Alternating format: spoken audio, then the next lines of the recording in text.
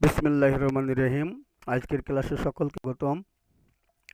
শিক্ষক পরিচিতি দেখো, আমি মোহাম্মদ গিয়াসউদ্দিন, সহকারী অধ্যাপক, কার্বিডাঙ্গা ডিগ্রি কলেজ, দামোড়দা, চুয়াডাঙ্গা। বিষয় পরিচিতি দেখো, শ্রেণী একাদশ দ্বাদশ, বিষয় সমাজবিজ্ঞান, পত্র প্রথম, অধ্যায় চতুর্থ। এখন আমরা পাঠ শিরোনাম দেখি, সামাজিক স্তর বিন্যাস, গতিশীলতা ও নিয়ন্ত্রণ। শিখন ফল। পাঠ শেষে আমরা সামাজিক স্তর বিন্যাসের ধারণা ও বৈশিষ্ট্য ব্যাখ্যা করতে পারব, সামাজিক গতিশীলতার ধারণা ও প্রকারভেদ ব্যাখ্যা করতে পারব, সামাজিক নিয়ন্ত্রণের ধারণা ও বাহনসমূহ বর্ণনা করতে পারব। আমরা এখন সামাজিক নিয়ন্ত্রণ দেখি। সামাজিক নিয়ন্ত্রণ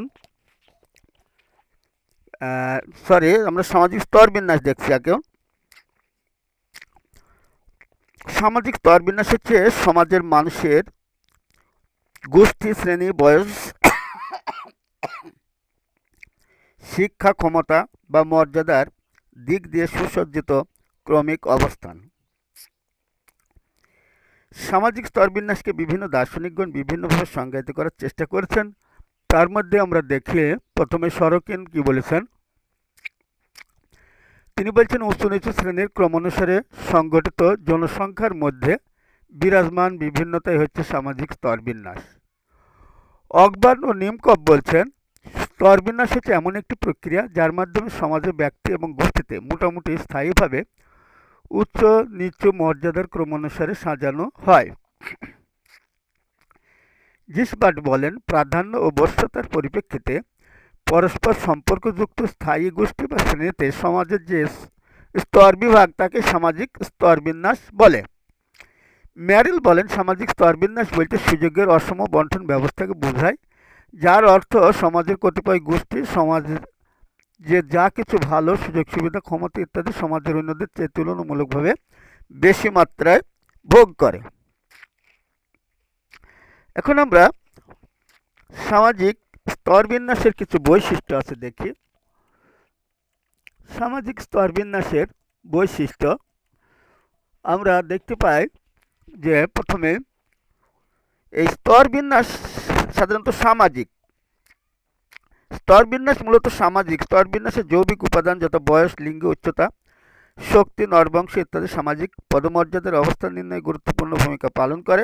এগুলো এ কারণে গুরুত্বপূর্ণ যে সমাজের সদস্যবৃন্দের বিচারে তা গুরুত্বপূর্ণ বলে বিবেচিত।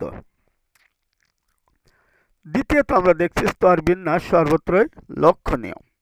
স্তরবিন্যাস সর্বত্রই লক্ষণীয় এমন কোনো সমাজ নেই যেখানে কোনো রকমের স্তরবিন্যাস নেই। ক্ষমতা, আয় এবং পদমর্যাদার তারতম্য হেতু স্তরবিন্যাস একটা সার্বজনীন বিষয় বলে বিবেচিত। তৃতীয়ত, প্রকৃতি ও মাত্রা ভিন্ন। যদিও কিছু কিছু ক্ষেত্রে অসমতা সর্বত্রই দেখা যায়, তথাপি সমাজভেদে অসমতার প্রকৃতি ও মাত্রা বিভিন্ন রূপ নেয়। চতুর্থত, স্তরবিন্যাস বাস্তব ঘটনা। স্তরবিন্যাস সমাজের এক গুরুত্বপূর্ণ বিষয় এবং সমাজ কাঠামোর মূল কথা। সামাজিক জীবনযাত্রার বিভিন্নতা এবং সামাজিক জীবনের সুযোগ সুবিধার বিভিন্নতা একটা বাস্তব সত্য ঘটনা। পঞ্চমত, সমাজভেদে এই বৈশিষ্ট্য বিভিন্ন হয়ে থাকে। সামাজিক স্তরবিন্যাসের বৈশিষ্ট্য সকল সমাজে এক নয়, কারণ বিভিন্ন সমাজে বিভিন্ন শ্রেণী বা স্তরের উৎপত্তি ভিন্ন ভিন্ন কারণে হয়েছে। উদাহরণস্বরূপ বলা যায়, শিল্পোন্নত ও উন্নয়নশীল দেশে সামাজিক স্তর ও অনুন্নত দেশের সামাজিক স্তর বিন্যাসের মধ্যে যথেষ্ট পার্থক্য দেখা যায়। ষষ্ঠত, মিথস্ক্রিয়াকে নিয়ন্ত্রণ করে। সামাজিক স্তরবিন্যাস সামাজিক মিথস্ক্রিয়াকে নিয়ন্ত্রণ করে। স্তরের একটি অন্তর্মুখী বা ব্যক্তির মনোভাব সম্পৃক্ত দিক আছে।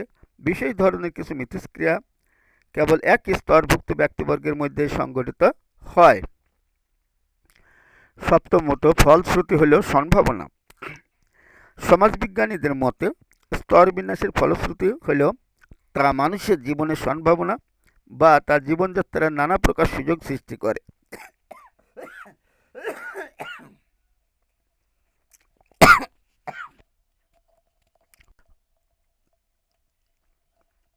দেখো, আমরা এখন সামাজিক গতিশীলতায় যাব। সামাজিক গতিশীলতার প্রক্রিয়া একটি বিশেষ পদ্ধতি বা কার্যক্রমকে বোঝায়। এ প্রক্রিয়ায় ব্যক্তি সমাজের এক পদমর্যাদা থেকে অন্য পদমর্যাদায় পদার্পণ করে। এ প্রক্রিয়ার দ্বারা ব্যক্তি সমাজের উচ্চপদস্থ স্থানে আসীন হইতে পারে, আবার পদস্থান হারিয়ে নিচেও নামতে পারে। মোট কথা সামাজিক মর্যাদার পরিবর্তনই হচ্ছে সামাজিক গতিশীলতা। যখন ব্যক্তি বা দল একটি সামাজিক মর্যাদা থেকে শিক্ষা, সংস্কৃতি বা মূল্যবোধ অর্জনের মাধ্যমে অন্য সামাজিক মর্যাদায় চলে যায়, তখন তাকে সামাজিক গতিশীলতা বলে। সামাজিক গতিশীলতা সম্পর্কে সরকিন কি বলেছে দেখি। ব্যক্তি বা দলের একটি সামাজিক মর্যাদা হতে বা সামাজিক মূল্যবোধ ও আচার অনুষ্ঠানের মাধ্যমে একটি নির্দিষ্ট সীমা থেকে অন্য সীমারেখায় পরিবর্তনের চক্রায়নকে সামাজিক গতিশীলতা বলে। ডেসলার বলছেন, সামাজিক গতিশীলতা হচ্ছে ব্যক্তির একটি সামাজিক মর্যাদা যা অন্য সামাজিক মর্যাদায় একটা মর্যাদা হইতে অন্য সামাজিক মর্যাদায় স্থানান্তরিত হওয়া। অকবান ও নিমকাপ বলছেন, সামাজিক গতিশীলতা হলো সামাজিক মর্যাদার পরিবর্তন যা ঊর্ধ্বমুখী বা কিংবা নিম্নমুখী দুই হতে পারে। সামাজিক গতিশীলতাকে আবার দুইটা ভাগে ভাগ করা যায়। একটা হলো কি আনুভূমিক গতিশীলতা আর একটা উল্লম্বে গতিশীলতা। আনুভূমিক গতিশীলতা দেখো, একই সামাজিক স্তর থেকে অনুরূপ সামাজিক স্তরে যাওয়া আসাকে আনুভূমিক গতিশীলতা বলা যায়। এই আনুভূমিক গতিশীলতা সম্পর্কে গ্রিন বলেছেন, আনুভূমিক গতিশীলতা বলতে সব ধরনের চলনশীলতাকে বোঝায়। অসংগঠিত সামাজিক শ্রেণীর পরিবর্তন, যেমন কোনো একটি স্থান থেকে অন্য স্থানে যাওয়া, অথবা বেতন কিংবা পদমর্যাদার পরিবর্তন ছাড়াই কোনো চাকরি গ্রহণ থেকে অন্য কোথাও যাওয়া। অর্থাৎ একজন যদি দেখা যায় একটা প্রতিষ্ঠান থেকে বদলি হয়ে আরেকটা প্রতিষ্ঠানে যাচ্ছে, তখন তার বেতন বা মর্যাদা সে একই থাকে। অর্থাৎ একটা কলেজের প্রফেসর বদলি হয়ে আরেকটা কলেজে গিয়েও সেখানে সে প্রফেসর পদে যোগদান করছে, তখন সেটা হচ্ছে আনুভূমিক গতিশীলতা। এবার আছে উল্লম্বিক গতিশীলতা। উল্লম্বিক গতিশীলতা হচ্ছে উঁচু নিচু স্তরে বিভক্ত সমাজে কোনো নির্দিষ্ট স্তর থেকে অন্য স্তরে ব্যক্তির স্থায়ী গমন। এই ধরনের অবস্থা মর্যাদাগত বিন্যাসের ক্ষেত্রে বা অন্য কোনো স্তর বিন্যাসের ক্ষেত্রেও হতে পারে। এই উঁচু নিচু শ্রেণীতে গমন মানুষের ব্যক্তি জীবনে যে গভীর প্রভাব ফেলে, তেমনি সমাজ জীবনেও প্রভাব কম নয়। উল্লম্বিক গতিশীলতা সম্পর্কে সমাজবিজ্ঞানী ম্যারিল তার সোসাইটি অ্যান্ড কালচার গ্রন্থে বলেছেন, উল্লম্বিক গতিশীলতা হচ্ছে শ্রেণীবিন্যাসের উঁচু বা নিচু অবস্থানে গমন করা। ডেসলারের মতো সামাজিক গতিশীলতা বলতে মূলত উল্লম্বিক গতিশীলতাকে বোঝায়। এটি হচ্ছে সামাজিক স্তর বিন্যাসের ঊর্ধ্বমুখী ও নিম্নমুখী চলনশীলতা। তো এই যে আমরা উল্লম্বিক গতিশীলতাকে বলছি, এটাকে আবার দুই ভাগে ভাগ করা যায়, একটা ঊর্ধ্বগামী আর একটা নিম্নগামী। যদি কারের মর্যাদা বা তার সম্মান নিম্ন স্তর থেকে উচ্চ দিকে যায়, অর্থাৎ একটা প্রভাষক একটা কলেজ থেকে বদলি হয়ে আরেক কলেজে সে প্রফেসর হিসাবে যদি যায়, তাহলে এটা তার মর্যাদা এবং তার অবস্থানের পরিবর্তন হলো ঊর্ধ্বমুখী। তাই এটাকে আমরা বলি ঊর্ধ্বমুখী গতিশীলতা, ঊর্ধ্বগামী গতিশীলতা। আর যদি একজন কর্মচারীর ডিমোশন হয়, তাহলে সেটাকে আমরা বলব কি নিম্নগামী আনুভূমিক গতিশীলতা। তাহলে আমরা সামাজিক গতিশীলতা সম্পর্কে পড়লাম। এখন আমরা যাব সামাজিক নিয়ন্ত্রণ সম্পর্কে জানব। তো সামাজিক নিয়ন্ত্রণ সম্পর্কে জানতে গিয়ে আমরা দেখছি যে সমাজ কর্তৃক গৃহীত এমন সব পন্থা, ব্যবস্থা বা প্রক্রিয়াকে সামাজিক নিয়ন্ত্রণ বলা হয়, যার মাধ্যমে ব্যক্তির কাজকর্ম, তার চলন বলন, আচরণ ইত্যাদি সমাজ কর্তৃক স্থিত ধারায় পরিচালিত করা যায়। অর্থাৎ দুষ্টের দমন, শিষ্টের পালন, অর্থাৎ সমাজে খারাপ মানুষকে শাসন করা, উত্তম ও ভালো মানুষের অধিকারীকে পুরস্কৃত করা ইত্যাদি সামাজিক নিয়ন্ত্রণের উদাহরণ। এ সম্পর্কে ক্যান ব্রাউন বলেন, সামাজিক নিয়ন্ত্রণ এমন একটি প্রক্রিয়া যা ব্যক্তিকে মূল্যবোধ এবং আদর্শকে অনুসরণ করতে প্ররোচিত করে। আবার রস বলছেন, সামাজিক নিয়ন্ত্রণকে একটি বিশেষ ব্যবস্থা বলা যায়। ডেভিড ডেসলার বলেন, সামাজিক নিয়ন্ত্রণ হল সেই শক্তি যা ব্যক্তিকে সাংস্কৃতিকভাবে নির্ধারিত স্বীকৃত পন্থায় আচরণ করতে উৎসাহিত করে।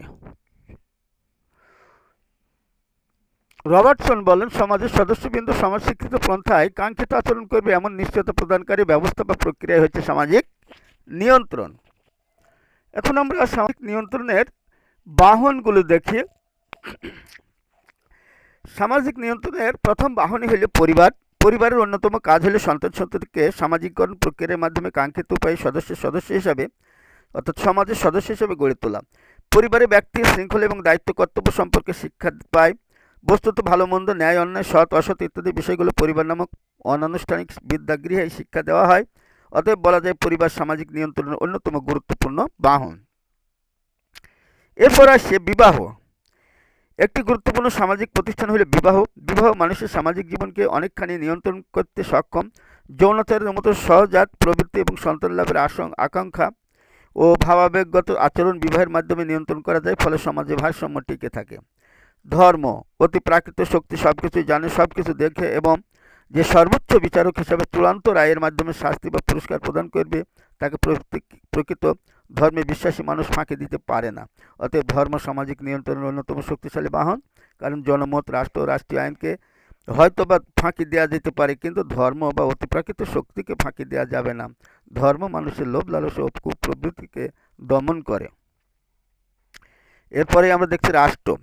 যে কোনো রাষ্ট্রের প্রধান দায়িত্ব হবে সমাজের আইন শৃঙ্খলা সহ সার্বিক শান্তি বজায় রাখা। রাষ্ট্র একটি আধুনিক প্রত্যয়। এটি শক্তি হিসাবে সমাজে প্রতিষ্ঠা লাভ করেছে এবং নিয়ন্ত্রণে বিশেষ ভূমিকা পালন করে। এবার দেখো আইন। আইন সামাজিক নিয়ন্ত্রণের অন্যতম বাহন। প্রথমত, আইন জনসাধারণকে অসামাজিক কিছু করা থেকে বিরত থাকতে আবেদন জানায়। দ্বিতীয়ত, আইন কোনো বিশেষ ক্ষেত্রে জনসাধারণকে কিছু করতে আবেদন জানায়। এইভাবে আইন বিরুদ্ধে কাজ করা থেকে বিরত থাকে এবং আইন অনুযায়ী কর্তব্য পালন করে যাওয়াই আইনের শিক্ষা। সামাজিক নিয়ন্ত্রণে আইন খুবই গুরুত্বপূর্ণ। এবার দেখো জনমত। সামাজিক নিয়ন্ত্রণে জনমতের ভূমিকা খুবই কার্যকর। উদাহরণস্বরূপ বলা যায় গ্রামীণ সমাজে ব্যক্তির সঙ্গে ব্যক্তির সম্পর্ক প্রত্যক্ষ। সমাজে অতি নিন্দনীয় কাজগুলো করলে সেখানে জনমত তাকে বয়কট করতে পারে। গণমাধ্যম দেখো। গণমাধ্যম সমাজের গলদ, অন্ধবিশ্বাস, অনিয়ম ইত্যাদি সম্পর্কে জনগণকে সচেতন করে দেয় এবং সংশ্লিষ্ট কর্তৃপক্ষের দৃষ্টি আকর্ষণ করে। কাজেই বলা যায় সমাজ নিয়ন্ত্রণে গণমাধ্যমগুলোর ভূমিকা বেশ ফলপ্রসূ হতে পারে। এবার দেখো অনুষ্ঠান বা উৎসব। মানুষের জন্মোৎসব অনুষ্ঠানের মাধ্যমে জীবন কাটে নানাবিধ উৎসব আচার অনুষ্ঠানের মধ্য দিয়ে। মৃত্যুর অন্ত্যেষ্টিক্রিয়া এবং মরণোত্তরকালের আত্মার শান্তি কামনা সবই আচার অনুষ্ঠানের মধ্য দিয়ে সম্পন্ন হয়। উৎসব বা আচার অনুষ্ঠানের মাধ্যমে যখন কোনো কিছু গ্রহণ বা কাজ করে তখন সেসব কাজকে বেশ গুরুত্ব দিয়ে থাকে, কারণ আচার অনুষ্ঠানের মাধ্যমে কিছু নিয়মনীতি, মূল্যবোধ ইত্যাদি। আনুষ্ঠানিকভাবে কোনো কাজ হওয়ার সময় ওইসব রীতিনীতি, মূল্যবোধের প্রতি মানুষের শ্রদ্ধা ভক্তি বেড়ে যায়, যা তার আচরণের উপর প্রভাব বিস্তার করে। অতএব উৎসব বা অনুষ্ঠান সামাজিক নিয়ন্ত্রণের গুরুত্বপূর্ণ বাহন। এরপর আসছে শিল্পকলা। শিল্পকলা সামাজিক নিয়ন্ত্রণের একটি গুরুত্বপূর্ণ বাহন, কারণ নানাভাবে জাতির পরিচয় তুলে ধরে। শিল্পকলার চলমান সমাজের বিভিন্ন দিক সম্পর্কে দর্শকদের দৃষ্টি আকর্ষণ করে। এসব শিল্পকলা সমাজের ব্যক্তিবর্গের মধ্যে একটি সাধারণ আবেগ ও চেতনা জাগ্রত করে। পৌরাণিক কাহিনী। কল্পনাশ্রয়ী গল্পকে পৌরাণিক কাহিনী বলা হয়। সমাজ জীবনে তথা সামাজিক নিয়ন্ত্রণে পৌরাণিক কাহিনীর ভূমিকা খুবই গুরুত্বপূর্ণ, কারণ পৌরাণিক কাহিনী বানোয়াট হলেও তাতে উপদেশ, পাপীর দুর্গতি, পুণ্যবানের সৌভাগ্য, মিথ্যার পরাজয়, সত্যের জয় ইত্যাদি বিশেষ অনেক শিক্ষা উপাদান কাজ করে। এখন দেখছি প্রথা, লোকাচার ও লোকরীতি। সামাজিক নিয়ন্ত্রণে সামাজিক প্রথা, লোকাচার ও লোকরীতি গুরুত্বপূর্ণ ভূমিকা পালন করে, কারণ সামাজিক প্রথা, লোকাচার ও লোকরীতি মানুষকে সমাজ আকাঙ্ক্ষিত পন্থায় গড়ে তোলে। সমাজবদ্ধ মানুষ হিসাবে আমাদেরকে সামাজিক প্রথা, লোকাচার, লোকরীতি মেনে চলতে হয় এবং এ শিক্ষা আমরা শৈশব থেকেই লাভ করি। ট্যাবু বা নিষেধাজ্ঞা। কোনো কিছুর করার উপর নিষেধ আরোপ করা বা আরোপকে নিষেধাজ্ঞা বা ট্যাবু বলা হয়। আদিম সমাজে ট্যাবু ভূমিকা খুবই গুরুত্বপূর্ণ। বিচিত্র ধর্মবিশ্বাসের অনুসারে আদিম জনগোষ্ঠী যখন বিশ্বাস করেছে এ কাজ করলে তাকে শিকার ভূমিতে শিকার মিলবে না, রোগ মহামারীতে বিনাশ হবে ইত্যাদি, তখন তারা এসব কাজের উপর ট্যাবু বা নিষেধাজ্ঞা আরোপ করতে। এভাবে ট্যাবু ব্যক্তির আচরণ নিয়ন্ত্রণ তথা সামাজিক নিয়ন্ত্রণে বিশেষ ভূমিকা পালন করত। স্লোগান। একত্রিত করার স্লোগানের অন্যতম গুরুত্বপূর্ণ ভূমিকা। সমাজের মানুষের মতানৈক্য দূর করে একত্রিত করার জন্য স্লোগান সৃষ্টি করা হয়, যেমন দুনিয়ার মজদুর এক হও, ৭১ ৭ই মার্চ জাতির জনকের ঐতিহাসিক ভাষণ এমন গর্জে ওঠা স্লোগানের মাধ্যমে শোষক গোষ্ঠীর বিরুদ্ধে শ্রেণীর বিরুদ্ধে শোষিত শ্রেণীকে এক হওয়ার ডাক দেওয়া হয়, ফলে সমাজের একটা শ্রেণীর দ্বারা অনুপ্রাণিত হয়। এবার বলছি মহান ব্যক্তিত্ব।